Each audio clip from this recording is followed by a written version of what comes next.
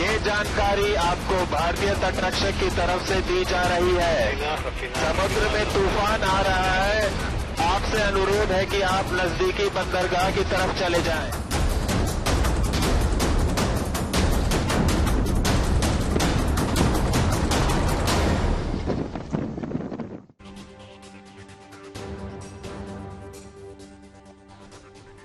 नमस्कार, मैं हूं आपके साथ शगुफ्ता साहिल देव। आप देख रहे हैं जीएनटी स्पेशल। जीएनटी स्पेशल में आज बात चक्रवाती तूफान दाना की कर लेते हैं। पीछे भी आप देख सकते हैं दाना तूफान बंगाल की खाड़ी से लगातार ओडिशा के तट की तरफ बढ़ रहा है। दाना तूफान ने पिछली रात एक घातक चक्रवाती तूफान का रूप ले लिया है और ये पिछले 6 घंटों से उत्तर पश्चिम दिशा में 12 किलोमीटर प्रति घंटे की रफ्तार से लगातार आगे बढ़ता जा रहा है।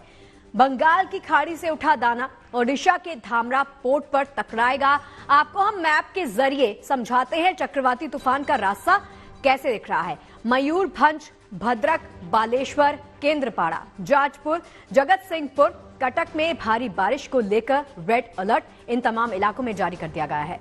पुरी, खोर्दा, नयागढ़, ढेनकनाल और केंझोझाड़ जिले में ऑरेंज अलर्ट जारी किया गया है। यहां के लोगों को कहा गया है कि अगर जरूरत हो तभी घर से बाहर निकलिए, अगर जरूरत नहीं है तो आपके लिए हिदायत यह है कि आप घरों में ही रहिए।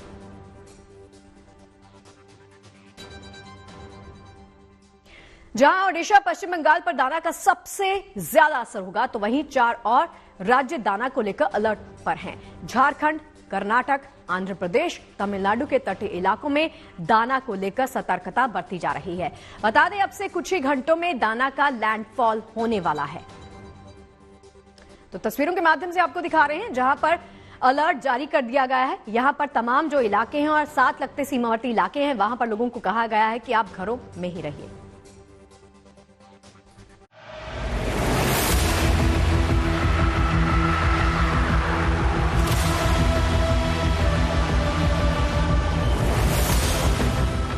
पश्चिम बंगाल से ओडिशा तक, आंध्र प्रदेश से तमिलनाडु तक अलर्ट का अलार्म बज रहा है।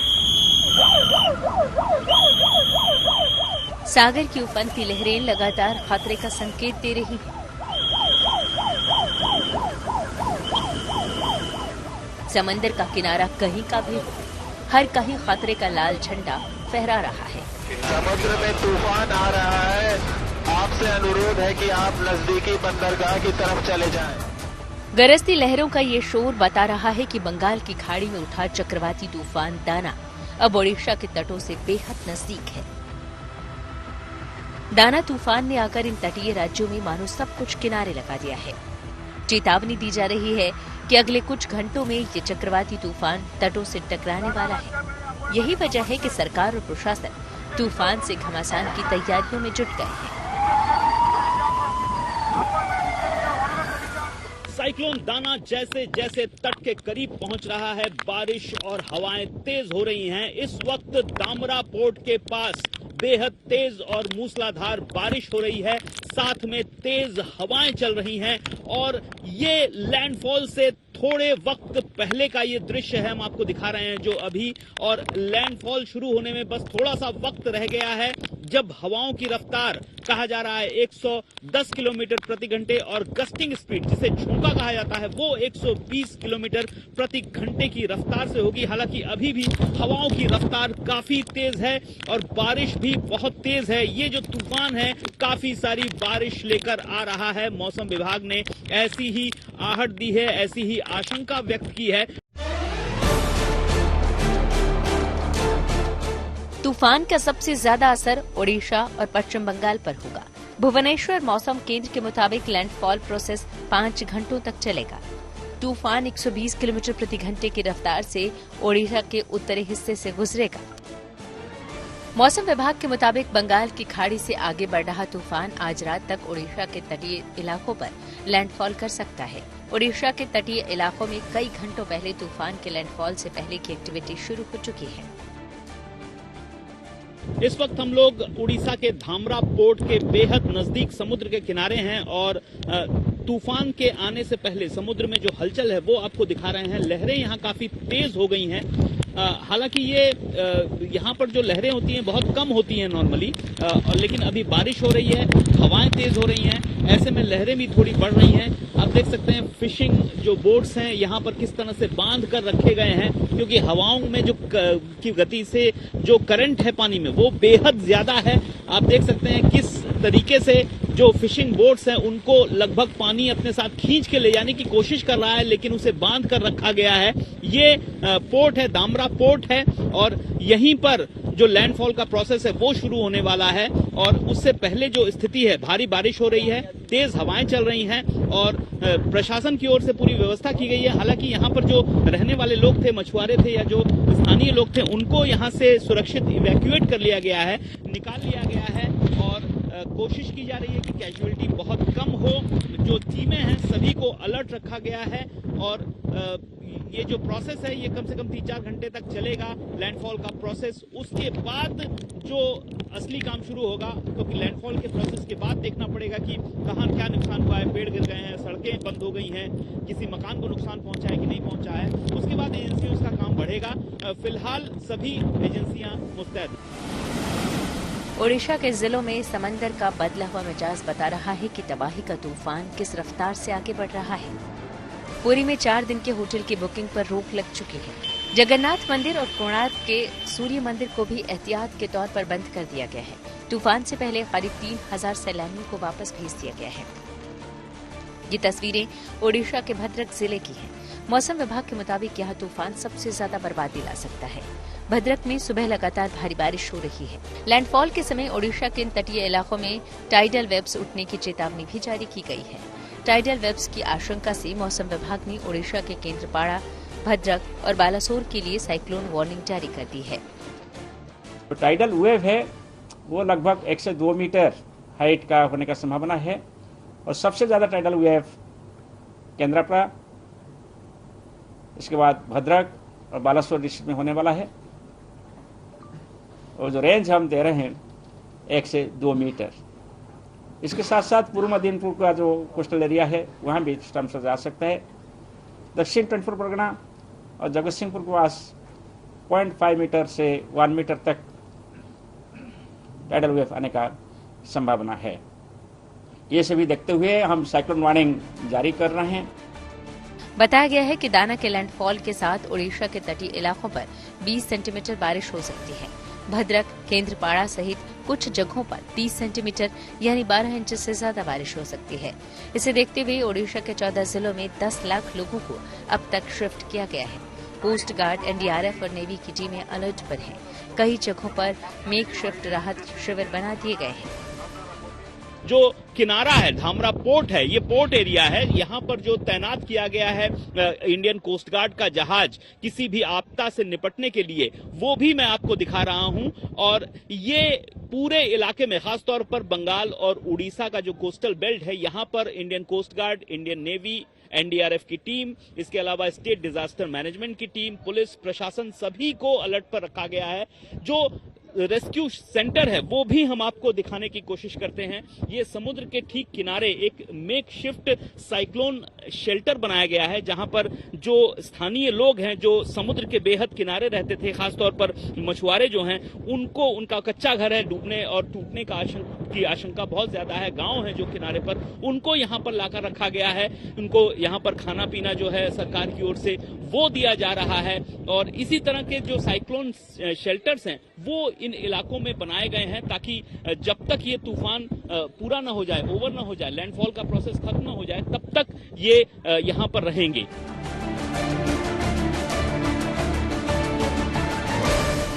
बता दें कि दाना तूफान की वजह से ओडिशा के साथ साथ पश्चिम बंगाल का भी बड़ा इलाका प्रभावित होने वाला है। पूर्वी मेदिनीपुर में समंदर तट की तस्वीरें देखी। तूफान से पहले समंदर अशांत हो चुका है। पश्चिम बंगाल के 8 जिलों में तूफान को लेकर अलर्ट जारी किया जा चुका है। मछुआरों को समंदर में नहीं जाने की चेतावनी है और बड़ी संख्या में लोगों को तटीय इलाकों से दूर राहत शिविरों में भेजा जा रहा है। जो स्टैंडर्ड ऑपरेटिंग प्रोसीजर होता है उसी को फॉलो किया जा रहा है। पिछले कई दशकों से जिस तरह से ये जो साइक्लोन प्रोन जोन है, उड़ीसा और बंगाल का तट या बंगाल की खाड़ी का जो इलाका है उसमें पिछले जितने भी चक्रवाती तूफान आए हैं उससे सीख लेकर हर बार जो है इन दो राज्यों के प्रशासन एहतियाती तौर पर बहुत सारे ऐसे कदम उठाती है। हम लोग इस वक्त दीघा में हैं और दक्षिण बंगाल के जितने भी जिले हैं वहां पे अलर्ट जारी किया गया है। खास करके पूर्वी मिदनापुर जिला जिस जिले में हम लोग इस वक्त है, दीघा एक पॉपुलर टूरिज्म स्पॉट है। हम लोग दीघा के प्रोमेनाड में हैं। आप देखिए ये प्रोमेनाड खचाखच भरा रहता है सैलानियों से, लेकिन कल से माइकिंग की गई है और जितने भी होटल्स, मैं कैमरा पर्सन को कहूंगा दिखाने के लिए, बीच के बिल्कुल बगल में जितने भी होटल्स यहाँ पे है सबको खाली कर दिया गया है और सरकार की ओर से, पुलिस प्रशासन की ओर से बार बार माइकिंग की जा रही है ताकि जो पर्यटक अभी भी यहाँ पे मौजूद हैं वो बीच के निकट ना आए, क्योंकि आप पानी का और समंदर का जो हालत है इस वक्त देख सकते हैं। ओवरकास्ट कंडीशन है, बारिश कभी रुक रही है, कभी फिर से तेज हो रही है। ओडिशा और बंगाल के साथ साथ आंध्र प्रदेश, झारखंड और छत्तीसगढ़ में भी इस तूफान का असर देखने को मिल सकता है, जिसे देखते हुए इन राज्यों में भी राहत और बचाव एजेंसियों को अलर्ट कर दिया गया है। इसके अलावा सेना, कोस्ट गार्ड और नेवी को भी चक्रवाती तूफान डाना से निपटने के लिए अलर्ट पर रखा गया है ताकि जरूरत पड़ने पर फौरन मदद पहुंचाई जा सके। दीघा से इंद्रजीत कुंडू और धामरा से अनुपम मिश्र के साथ bureau report, good news today. देखिए, ओडिशा के कई राज्यों के कई हिस्सों में भारी बारिश और तूफानी हवाएं लगातार चल रही हैं। ओडिशा के अलावा पश्चिम बंगाल के तटीय इलाकों में तेज बारिश लगातार जारी है। थोड़ी देर पहले ओडिशा के मुख्यमंत्री मोहन चरण मांझी ने बताया कि 3 लाख से ज्यादा लोगों को सुरक्षित स्थानों पर ले जाया गया है। तो वहीं पश्चिम बंगाल की सीएम ममता बनर्जी हालात पर नजर बनाए हुए हैं। आज रात तूफान के लैंडफॉल तक नबन्ना के कंट्रोल सेंटर में रुकने वाली हैं। राज्य सरकारों की तमाम तैयारियों के बीच में उधर एनडीआरएफ भी दाना के खिलाफ कमान संभाल चुका है। मैं इस वक्त एनडीआरएफ के कंट्रोल रूम में मौजूद हूं और यहां पर आप देखिए कि जो तमाम टीमें, चाहे वो उड़ीसा हो, वहां पर सबसे ज्यादा इफेक्ट हो रहा है, पश्चिम बंगाल हो, वहां पर भी इफेक्ट काफी इस साइक्लोन का रहेगा। तो उसी हिसाब से एनडीआरएफ की टीमें यहां पर लगाई गई हैं। इसके साथ ही झारखंड में 9 एनडीआरएफ की टीमें हैं, आंध्र प्रदेश में भी एनडीआरएफ की टीमें लगाई गई हैं। एनडीआरएफ के कंट्रोल रूम से 24/7 लगातार यहां पर मॉनिटरिंग की जा रही है। हमारे साथ इन तमाम मुद्दों पर बातचीत करने के लिए मौजूद हैं एनडीआरएफ के डीआईजी ऑपरेशंस मोहसिन सहेदी। सर, जिस तरीके की तैयारी आप लोगों ने की है, आज रात में लैंडफॉल हो रहा है, एनडीआरएफ कहां कहां पर मॉनिटर कर रहा है और किस तरीके से नजर बनाए हुए तमाम मुद्दों को लेकर? देखिए, ये सीवियर साइक्लोनिक स्टॉर्म दाना जो डेवलप हुआ है बे बंगाल में, इसको देखते हुए एनडीआरएफ की 56 टीमों की तैनाती की गई है 5 डिस्ट्रिक्ट्स में, जिसमें उड़ीसा में 20 टीमों की तैनाती की गई है, वेस्ट बंगाल में 17 टीमें हैं, झारखंड और आंध्र प्रदेश और छत्तीसगढ़ में भी 19 टीमें मौजूद हैं, खासतौर पर पोस्ट लैंडफॉल इफेक्ट जो है उसको टेक केयर करने के लिए। इसमें जो सबसे ज़्यादा जो हमारा इम्पैक्ट एरिया होगा वो उड़ीसा और वेस्ट बंगाल होगा, इसलिए यहाँ पर फोकस एरिया है। भद्रक डिस्ट्रिक्ट जो है उसमें बताया जा रहा है कि लैंडफॉल का सबसे ज़्यादा इम्पैक्ट होगा। उसके लिए जो हमारी टीम्स हैं उसका कंसंट्रेशन भी वहाँ पर है। इवैक्यूएशन की कार्रवाई बड़े पैमाने पर चल रही है। तकरीबन 1,72,000 लोगों को इवैक्यूएट किया गया है उड़ीसा में। वेस्ट बंगाल में 1,50,000 लोगों को इवैक्यूएट किया गया है और कार्रवाई चल रही है। तो ये लैंडफॉल से पहले हमारी ये कोशिश है कि मैक्सिमम इवैक्यूएशन कर दिया जाए ताकि जान माल की क्षति कम से कम हो। सबसे ज्यादा सर टीमें आप लोगों ने उड़ीसा में 20 टीमें यहां पर लगाई हैं।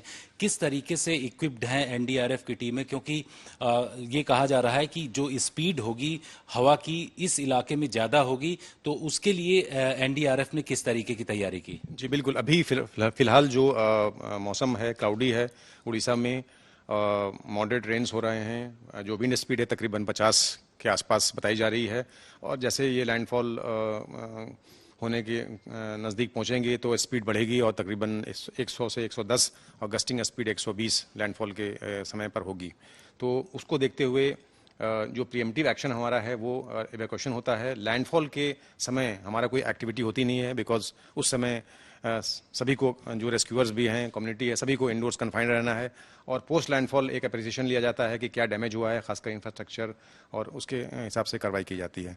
हमारे पास इसमें बोट्स हैं, कटर्स हैं और जो टेक्निकल मैन पावर भी है, जो स्टेट एजेंसीज को असिस्ट करते हैं। पावर कहीं आपके आउटेजेस हो गए हैं, बिजली के पोल्स वगैरह गिर जाते हैं, उसको रेस्टोर करने के लिए, रोड ब्लॉक्स क्लियर करने के लिए ये सब कार्रवाई पोस्ट लैंडफॉल की जाती है। और चलिए, हमारे सहयोगी अनुपम मिश्रा धामरा से हमारे साथ जुड़ गए हैं, ओडिशा से लाइव हैं ये वो जगह है जहां पर लैंडफॉल होने वाला है, प्रोसेस यहीं से शुरू होगा। तो अनुपम, अभी क्या हालात हैं, क्या सिचुएशन है, वो बताइए जरा और दिखाइए।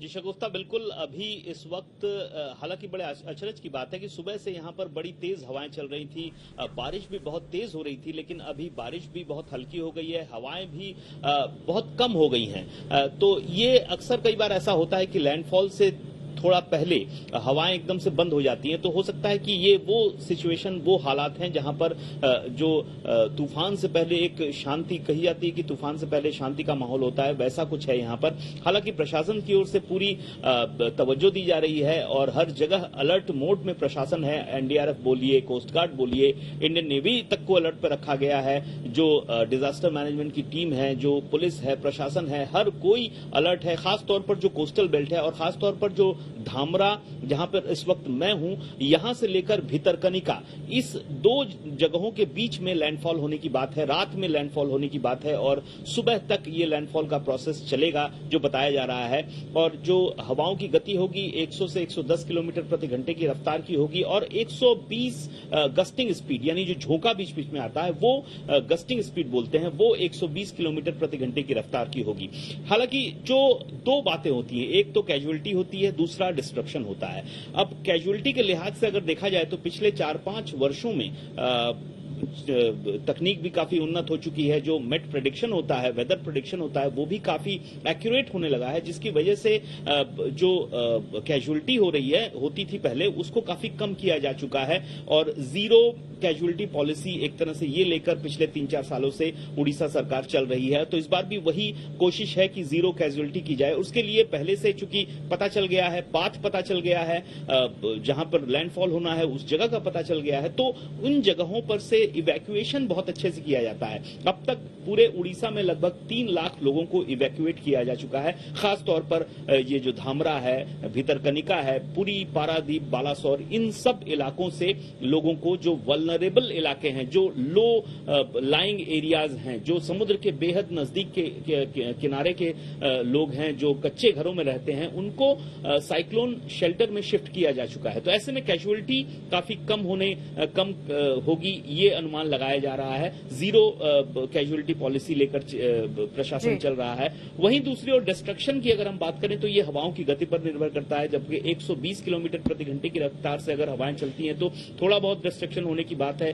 जो पेड़ हैं वो उनको खासतौर पर नुकसान पहुंचता है, पेड़ गिर जाते हैं, रास्ते बंद हो जाते हैं। ऐसे में एनडीआरएफ की टीम कटर्स के साथ रहती है मौजूद। अगर जैसे ही उनको सूचना मिलती है वो पहुंचती है, रास्ते खोले जाते हैं, कच्चे घर गिर जाते हैं, उनको वापस बनाने की प्रक्रिया बाद में शुरू होती है।